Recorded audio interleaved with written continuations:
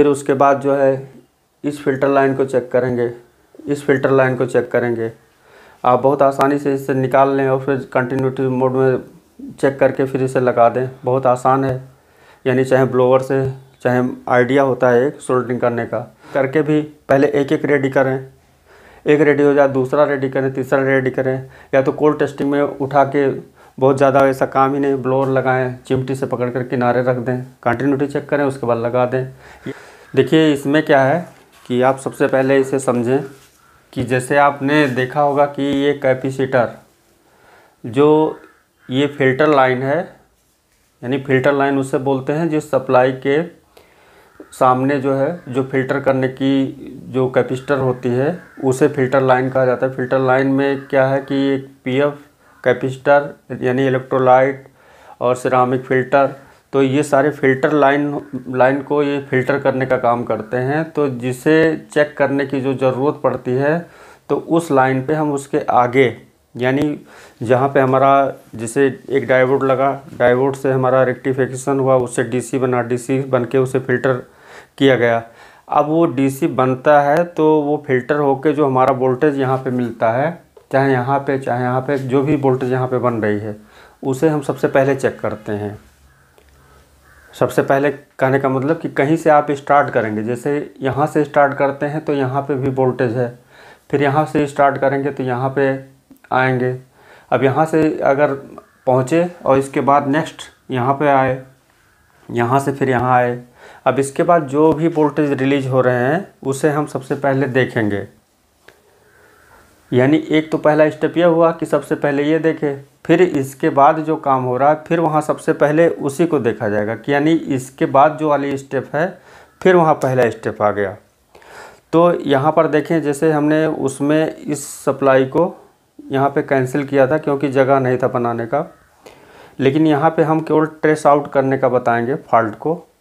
जैसे अभी तक आपने देखा होगा कि ये सारे फ़िल्टर लाइन में जो कैपेसिटर लगे हैं, कोई एक अगर शॉर्ट होगा तो भी वोल्टेज ड्रॉप हो जाएगी तो इसकी सूचना इस आईसी को मिलेगी। ये आईसी इसे बंद कर देगा, यानी इस सप्लाई को, यानी एक फीडबैक लाइन होती है जिसके द्वारा इसको सूचना मिलती रहती है, जिससे ये कंटिन्यू अपना काम करता रहता है।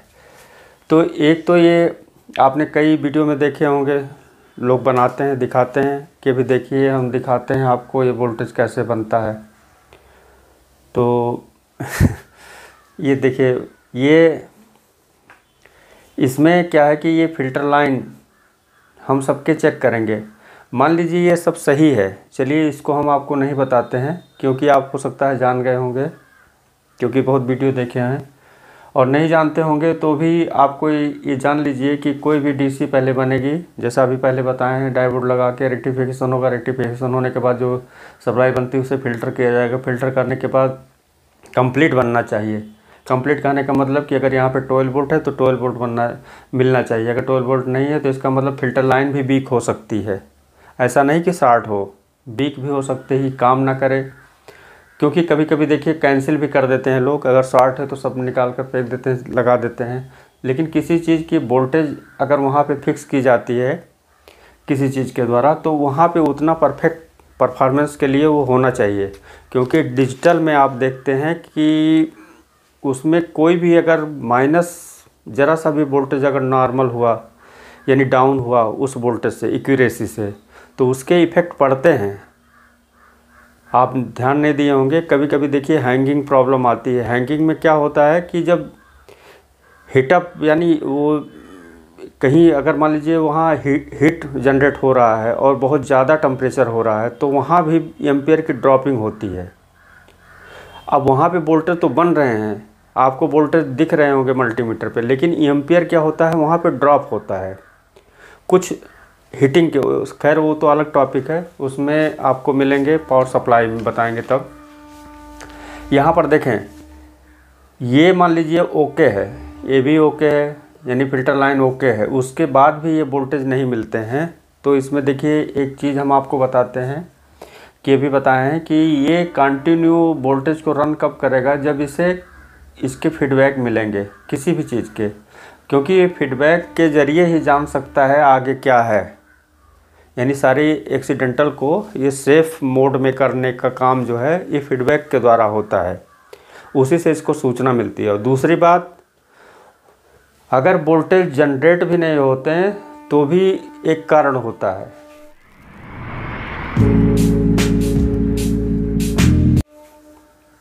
जैसे मान लीजिए यहाँ से इनेबल हुआ, इसके बाद यहाँ पे फिर आके रुक गई, तब आप कहीं भी मल्टीमीटर लगाएंगे तो वो वोल्टेज बन के बंद हो जाएगा, यानी सेफ मोड में चला जाएगा प्रोडक्शन में। अब आप कैसे चेक करेंगे? तो सबके कुछ ट्रिक हैं, जो कि एक ट्रिक आपको, 2 ट्रिक हो गए जो आपको बताए हैं कि पहले लाइन फ़िल्टर चेक करें। ये आपको देखिए, कोई भी अगर है, यानी कोई भी चीज़ अगर है तो उसे आप देखिए, आपको एक टेक्निक आनी चाहिए जिसे बोलते हैं ऑब्जर्वेशन। यानी किसी चीज़ को आप देखें, उसे ऑब्जर्व करें, यानी उसे महसूस करें। वो कोई भी चीज़ हो सकता है, इंसान हो चाहे वस्तु हो, या कोई भी किसी चीज़ की अगर निरीक्षण आपको करना है किसी जगह की, तो एक कला होनी चाहिए। क्योंकि आप देखते हैं कि जानवरों में देखिए, उनको कौन सिखाता है?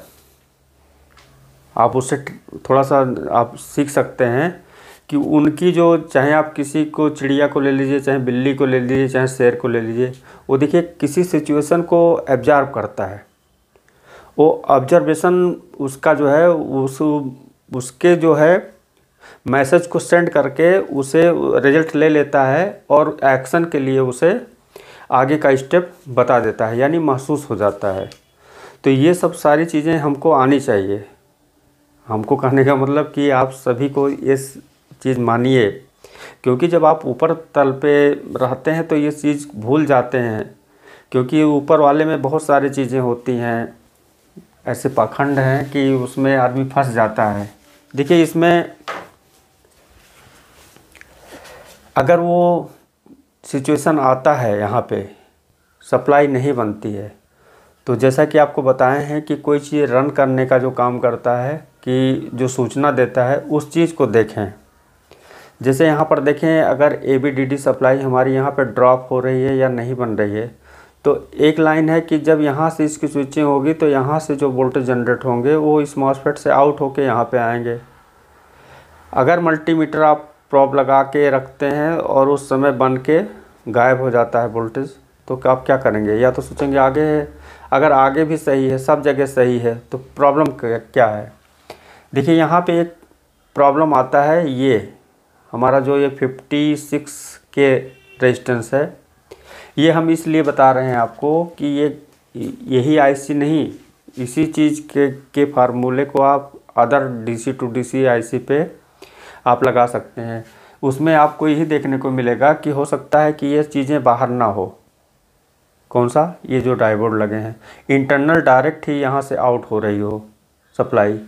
तो जैसे इसके बारे में जाने, फिर जो इंटरनल आउट हो रही है उसके बारे में जाने, तो किसी चीज़ के पूरा उसके पार जाने का जो रास्ता है, यानी किसी भी चीज़ को जानने के लिए, यानी उसके पार जाने का मतलब होता है कि आप किसी एक एरिया पे फोकस करें, उसमें खिचड़ी ना बनाएं।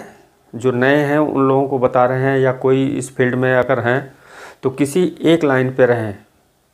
तो उसमें क्या होता है कि उसके सारे सिस्टम को समझने के बाद वो सेल्फ डिपेंड हो जाता है, यानी सपोर्ट की ज़रूरत नहीं पड़ती कि life time supporting group attend. वो क्या होता है, उससे ऊपर, यानी वो पूरा समझ के फिर उसको समझने की कोई ज़रूरत उसमें नहीं पड़ती। अब वो चाहे जो सेट आए, चाहे जैसे डिज़ाइन आए, वो उसमें जो है उस किसी भी हालत में उसे कर लेगा। फिर उसके पास एक और स्टेप मिलते हैं कि जब नेक्स्ट अपडेट आता है तो वो रेडी रहता है, क्योंकि इसमें उसे सीखने की फिर ज़रूरत नहीं पड़ती। क्योंकि देखते हैं कि कहीं कहीं जो है फ्री चाहते हैं, क्योंकि ज़्यादातर लोग फ्री के चक्कर में अपने, तो देखिए यहाँ हम बता दें आपको, फ्री कुछ भी नहीं है। अगर आप ध्यान से देखेंगे तो एक चीज़ जा रहा है।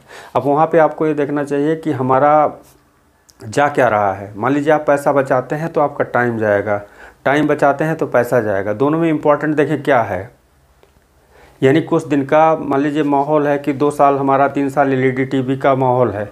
अगर हम 2 साल 3 साल खाली फ्री के चक्कर में थोड़ा थोड़ा सीखें और किसी भी स्थिति में वहाँ पूरा कंप्लीट ना पहुँचे और उसके बाद फिर ये एलईडी गायब, यानी जैसे हमारा डीवीडी गायब, वीसीआर गायब, तो ऐसा मत समझिए कि ये नहीं गायब होगा। संकेत आपको उधर ही ले चल रहा है, क्योंकि रिपेयरिंग कम होता जा रहा है। इस समय जो भी टेक्नोलॉजी मिलेंगे आपको सारे बने बनाए मिलेंगे। आप एक दूसरे का, आपके समय बचाने के लिए सारी टेक्नोलॉजी अब रहेगी। आपको कुछ भी बनाना हो तो क्या क्या चाहिए, आपको ये भी डिज़ाइन भी नहीं करना होगा, सारी चीज़ें अवेलेबल मिलेंगी।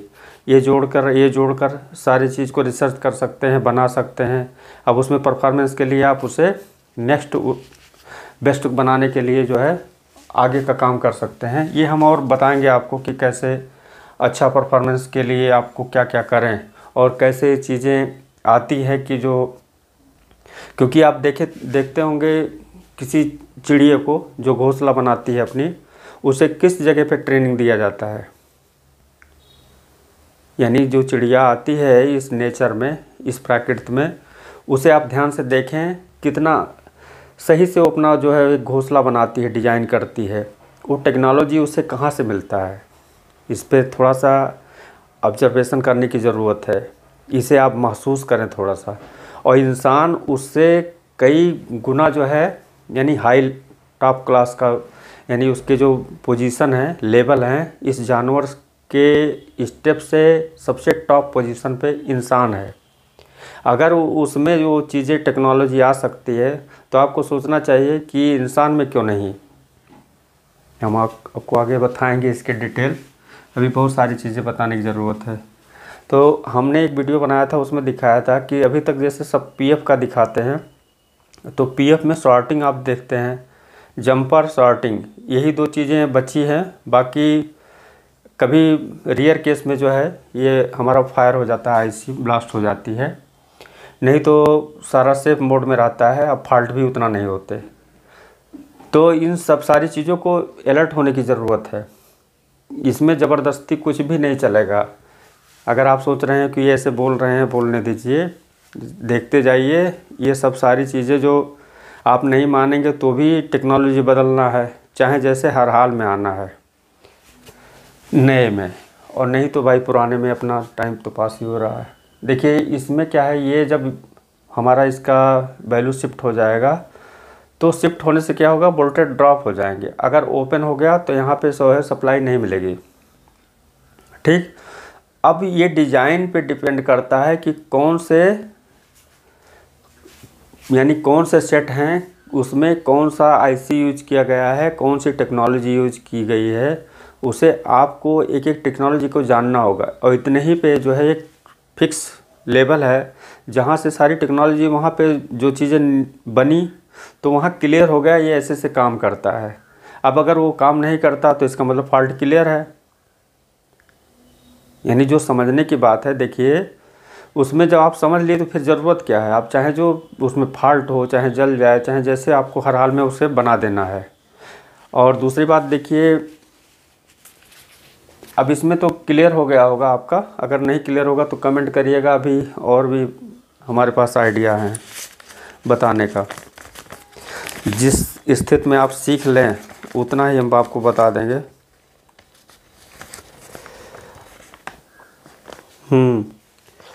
ये किसी ने कमेंट करके पूछा है मेरी क्वालिफ़िकेशन के बारे में, तो हम सबसे पहले आपको इसके बाद वाली वीडियो में हम अपने डिटेल देते हैं कि हम कैसे कैसे, देखिए इस फील्ड में हम बहुत सारे अपने जो उसकी जो नोट बनाए हैं उसमें से हम आपको थोड़ा थोड़ा जो ज़रूरी चीज़ें हैं बताएंगे। कि जैसे मान लीजिए एलईडी टीवी हुआ, कैसे हम इसमें जाने, कैसे पहुँचे, और इसके पहले जो टेक्नोलॉजी थी कहाँ कहाँ, हम थोड़ा थोड़ा उसमें जो है आपको बताने का प्रयास करेंगे। कैसे कैसे इस स्थिति में कहाँ से कहाँ कैसे कैसे टेक्नोलॉजी चेंज होते जाते हैं, और हम वहाँ पे आगे बढ़ते जाने की जो उसमें कला है वो आपको सीखने की ज़रूरत है।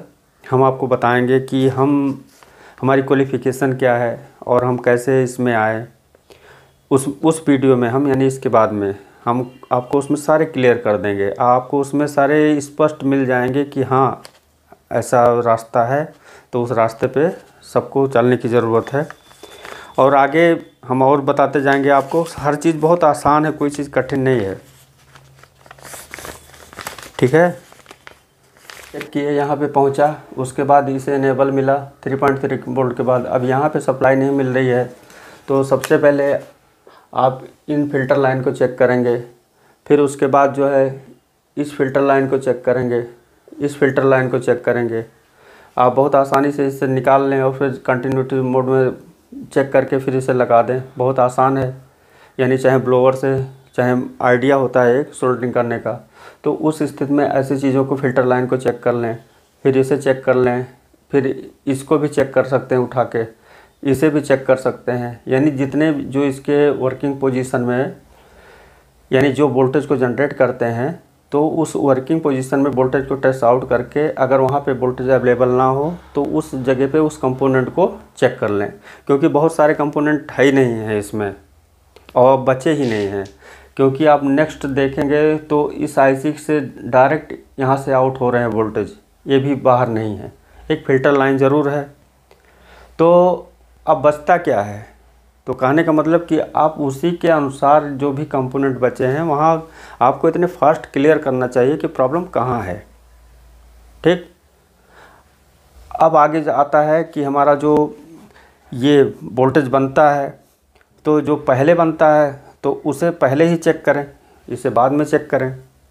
यानी आप अपने अनुसार कोल्ड टेस्टिंग में ये सबको चेक कर सकते हैं, कोई आपको रोका नहीं है, जो आपको आसान लगे। लेकिन अगर आप जानते हैं तो स्टेप वाइज स्टेप चेक करें, पहले इसे बनाएं, यहाँ से ओपन कर सकते हैं, यानी कैंसिल करके भी पहले एक एक रेडी करें, एक रेडी हो जाए दूसरा रेडी करें, तीसरा रेडी करें। या तो कोल्ड टेस्टिंग में उठा के बहुत ज़्यादा ऐसा काम ही नहीं, ब्लोअर लगाएं, चिमटी से पकड़ कर किनारे रख दें, कंटिन्यूटी चेक करें, उसके बाद लगा दें। या ओपन करके फिर देख सकते हैं, ऐसे उठा दें एक एक साइड में पिघला के, क्योंकि ये आइडिया होता है कि जब ब्लोअर लगाएंगे तो यहाँ पे जो सोल्डरिंग पिघलेगी तो आप इसे हल्का सा सुई से या चिमटी से हल्का सा ऐसे उठा दें, क्योंकि उस समय यहाँ भी हीट रहेगी, यहाँ भी हीट रहेगी, तो जिस स्थिति में रखेंगे तो इसे रह जाएगा।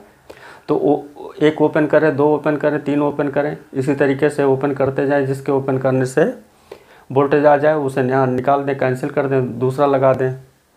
अब आ जाता है कि कभी कभी यहाँ पे पीएफ का वैल्यू नहीं लिखा, तो इसे कैसे रीड करें, कैसे जाने कि ये कितने वैल्यू का है। तो इसके भी हम बताएंगे आपको नेक्स्ट, कि अगर कोई भी पीएफ है या रेजिस्टेंस है तो उसे भी आप बहुत आसान तरीके से जान सकते हैं।